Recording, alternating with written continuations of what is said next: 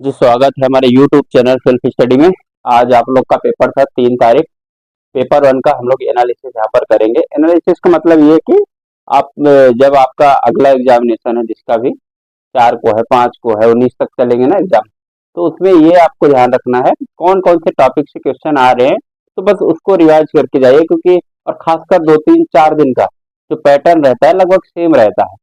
तो आप लोग, मैं आज टॉपिक बता देता हूँ, तो अभी आज भी है, कल भी है अगर आपके पास, तो आप उसमें रिवाइज करके जा सकते हैं। इसमें सबसे बड़ा कंफ्यूजन ये नहीं होगा कि आप लोगों को डाउट रहता है कौन सा क्वेश्चन कहाँ से आ रहे हैं, कौन से टॉपिक से नहीं आ रहे हैं।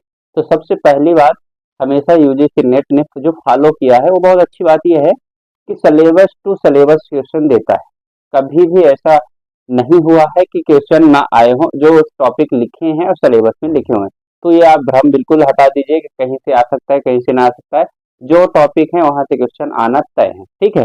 तो सबसे पहले आप लोगों को मालूम है कि पेपर 1 to 10 यूनिट में कौन कौन से टॉपिक है, आप सब लोगों ने देखा है। तो मैं नोट करके आया हूँ कि कौन से टॉपिक से आखिर आज क्वेश्चन आए थे, ठीक है। और लगभग जो आपके सिलेबस में हो सारे टॉपिक आए थे। आगे पीछे 2 3 क्वेश्चन किसी के ज्यादा किसी के कम, लेकिन अगर रेशियो देखा जाए पूरे पेपर में से सारे क्वेश्चन आए थे, ठीक है। तो जैसे शिफ्ट 1 की बात करें तो शिफ्ट 1 से कौन कौन से टॉपिक से क्वेश्चन आए थे। आप लोग शिफ्ट 1 मॉर्निंग शिफ्ट जो होती है 9 बजे से लेके, और एक बार हम लोग शिफ्ट 2 में देखेंगे। तो ये मत मानिएगा कि शिफ्ट 1 में जो आएंगे तो अगले दिन, और फिर जो भी शिफ्ट 1 में शिफ्ट 1 ही में ही आएंगे, ऐसा कुछ नहीं है। कभी भी आ सकते हैं। शिफ्ट 1 और शिफ्ट 2 का दोनों का मैं टॉपिक रिलेटेबल लेके चलूंगा, सबका साथ में लेके चलूंगा, ठीक है। शिफ्ट 1 में कौन कौन से टॉपिक में आए थे, तो सबसे पहला डीआई से हम लोग शुरू करते हैं। डीआई क्या था? लेंदी था, इजी था, मॉडरेट था? तो मॉडरेट था। सिंपल सा बात यही होता है पढ़ने वाले के ऊपर। अगर आप पढ़ के गए हैं, आपने प्रैक्टिस कभी किया है, तो आपको इजी लगेगा। बाकी ना बहुत इजी था ना बहुत कैलकुलेटिंग था। हाँ, थोड़ा समय जरूर ले रहा था, तो फिर भी हो जा रहा था, तो मतलब इसका मॉडरेट लेवल कहेंगे, ठीक है। तो डीआई की कोई खास बात करेंगे नहीं, वहां से क्वेश्चन आना ही आना तय रहता है। 100 में 100% ही आना रहता है, ठीक है। एक क्वेश्चन आपका आया था यूवी रेस से, मतलब अल्ट्रा वायलेट रेस से आया था। अभी आप समझ लीजिए पीपुल डेवलपमेंट और इन्वायरमेंट वाले पोर्शन से है। तो आप यूवी रेस से रिलेटेड पढ़ लेंगे, ठीक है। Inductive reasoning, inductive and deductive reasoning, यहाँ से क्वेश्चन आया था। आप लोग पढ़े होंगे ठीक ठाक से।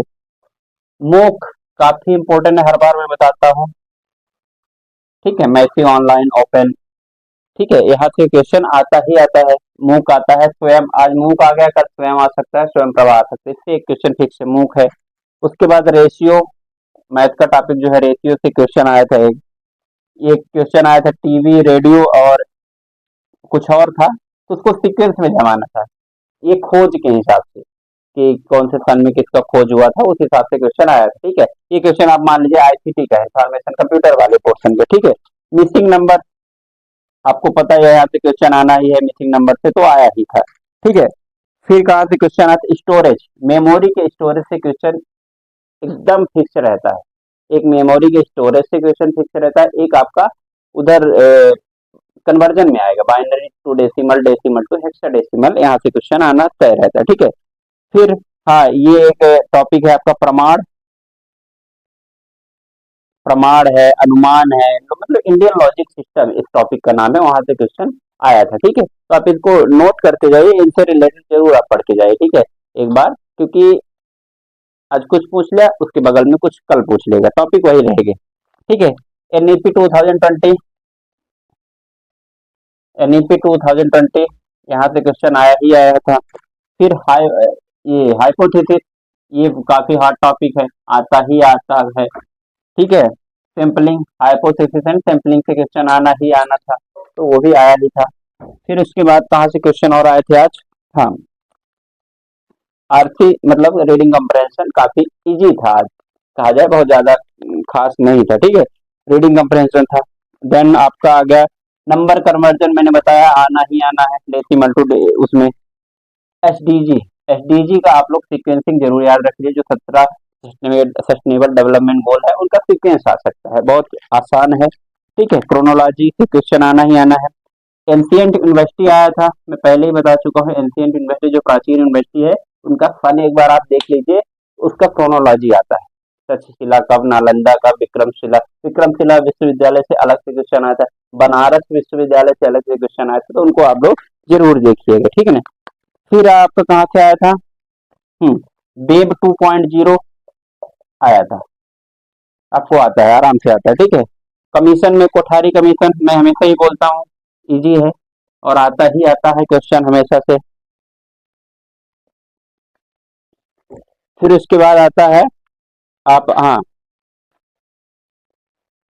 आप शिफ्ट 2 में कुछ क्वेश्चन टॉपिक में नोट करके आया है, शिफ्ट 2 में कहाँ कहाँ से क्वेश्चन आए थे, वहां से आप देखिए। तो शिफ्ट वन टू के दोनों के टॉपिक को कंपाइल करके आपको पढ़ना है, वही टॉपिक वहां से आना है। जैसे एक क्वेश्चन है विक्रमशिला, मैंने बताया, लो रोड ट्रांसफर, लो लोड ट्रांसफर, ये थोड़ा इसको जरूर आप देखिएगा, लो रोड ट्रांसफर, ये टॉपिक एक है, ये जनरली नहीं मिलता पर यहाँ क्वेश्चन आता है। नॉइस बैरियर, मैंने बोला था नॉइस बैरियर आना ही आना है, बोला था क्या, वो तो सिलेबस ही बोल रहा है, तो वहां से आना ही आना है, ठीक है। इंपीरिकल रिसर्च से आया था, इंपीरिकल रिसर्च आप सबको मालूम है, इंपीरिकल रिसर्च मतलब ये होता है कि कुल मिला के प्रायोगिक तौर पर या फिर ऑब्जर्वेटरी कहा जाए या फिर एक्सपेरिमेंटली, तो इंपेरिकल होता है। मॉडल, ठीक है, डेसिमल मॉडल है, energy renewable source, energy resource से आता है क्वेश्चन है, ठीक है।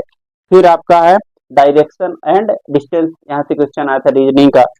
फिर आपका मीडिया रोल एंड सोसाइटी, ये क्वेश्चन आना ही आना है, क्योंकि ये आजकल बिना मीडिया के इसका रोल सोसाइटी में क्या इम्पेक्ट है, यहाँ से क्वेश्चन एक बनना ही बनना है, मीडिया रोल। फिर आपका कहाँ से आया था, ठीक है, एपीए आया था, एपीए स्टाइल ऑफ रेफरेंस, यहाँ से आता है एपीए, ठीक है। एपीए का आप लोग देखिए, नंबर सिस्टम से क्वेश्चन दो चार आए थे, बस यही से क्वेश्चन आपके आए थे।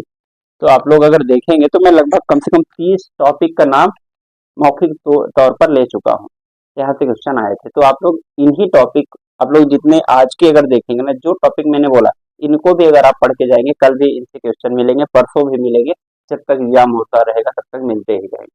तो आपको बिल्कुल ये कंफ्यूज नहीं होना है कि कहाँ से आते हैं। बहुत लोगों को कहना होता है सर क्वेश्चन नहीं आते हैं, दूसरे पता नहीं कौन से टॉपिक से आते हैं, कहीं अलग से नहीं आते, इन्हीं टॉपिक्स में से आते हैं, बस वहाँ क्वेश्चन आपको समझना पड़ता है और डायरेक्ट क्वेश्चन होते हैं, क्योंकि आपको पता है 50 क्वेश्चन में से आपको 40 क्वेश्चन तो एकदम सुने सुने रहेंगे, 5 से 6 क्वेश्चन ऐसे रहेंगे जिनको आपको समझ में ही नहीं आया कहाँ से आया है, पर वो रहते इन्हीं में से, क्योंकि आपने उतनी पढ़ाई नहीं की होती और उतना कुछ एक दो नेचर होता है हर एग्जामिनेशन का, तो यूजीसी का भी। हालांकि यूजीसी बहुत ऑनेस्ट है अपने सिलेबस के मामले में, बहुत एकदम एक्यूरेट है अब क्वेश्चन पूछने के मामले में, ठीक है। तो ये रहा आपका एनालिसिस, यहाँ से आना है और इजी आ रहा है पेपर, अब बाकी आप लोग देखते रहिए। तो फिर हम लोग मिलते हैं, कल मिलेंगे, कल के एनालिसिस में बताएंगे क्या है कैसे है, ठीक है। धन्यवाद तक सबके लिए।